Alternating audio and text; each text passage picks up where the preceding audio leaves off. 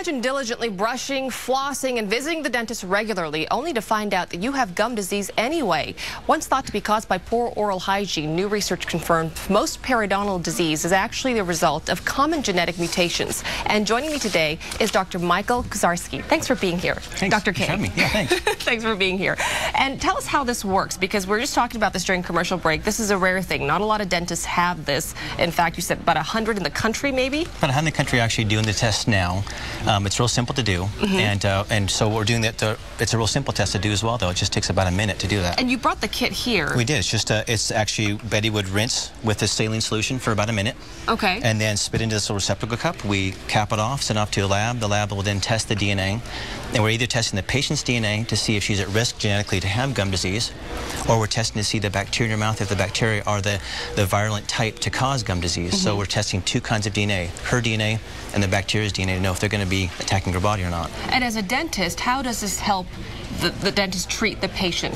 So it doesn't help us diagnose the disease, but helps us know if she's predisposed to gum disease and has it, we can treat her more aggressively with more chemotherapy and other admins, where we should just kind of scale and clean your teeth. Right. Now we know sometimes it's like we're hitting a wall. It's not making a difference. She's not getting any better. Then if we find out if she's genetically predisposed to have gum disease, we can treat her more aggressively and know how to treat her. Why is gum disease so dangerous? Well, gosh, gum disease is linked to so many unhealthy things in your body. It affects your cardiovascular system, basically. So it can affect your heart, increased chance of heart disease, increased chance of stroke, and increased chance of cancer. Wow. And now with the genetic testing as well, we're not testing also just for the bacterial's DNA, also we can test for HPV. HPV? So HPV, human papillomavirus, usually linked to cervical cancer, yes, yeah, is now linked to oral cancer.